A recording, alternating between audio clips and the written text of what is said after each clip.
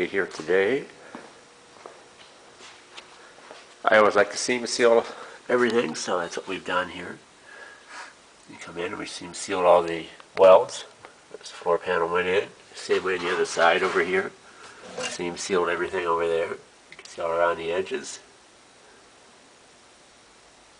On the bottom, I've used some Duraglass over top the welds, and we'll scuff that in before we paint that. So you put these panels in out here, seam sealed all these edges. This old seam seal up here was all dried out and cracked, so we took all that out, re-seam sealed that.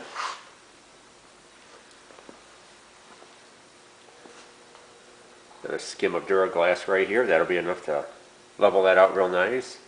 Now you can see this panel right here. Where I had to fill holes. A little bit of finish sand on this, and we'll have this all put in. Like I said, you can see down here I was talking about on the bottom. We've got Duraglass down here. We'll blend all that in before we paint all that.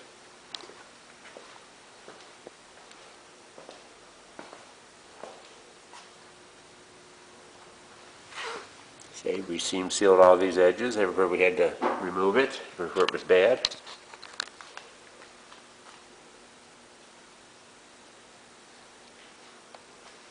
I try to put it in so it looks similar to factory, but it's still done neater than the factory did it. So that's our update for today. Tomorrow we'll finish blending these little areas in. Start masking after that, get ready for some prime. I've got some more sanding to do in the subframe unit. This is going to get painted also. We'll paint that all at once, so we have our sanding done.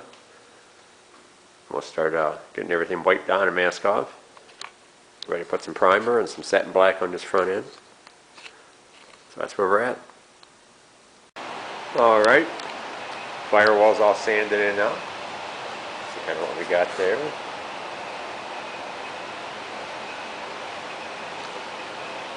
How this sanded in on that edge where it's all welded. Blended it out to the rest of the firewall. Smooth all the seam out. Put little dings and dents, smooth all them out.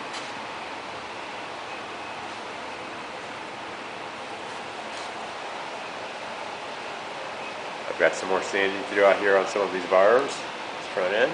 They'll also be painted. Satin black, so we get busy on that. I got a little bit of seam sealing to do. I've got to get around this edge right here. Finish that up.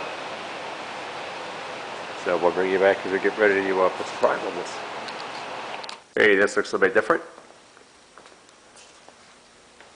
I kind of get an idea of what we're going to be painting here.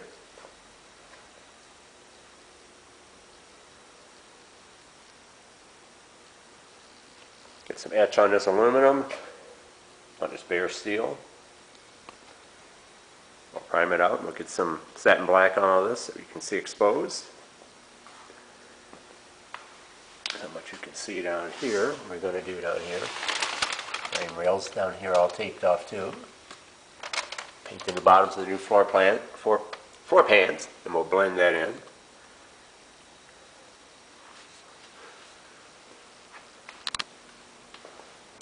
A lot of masking.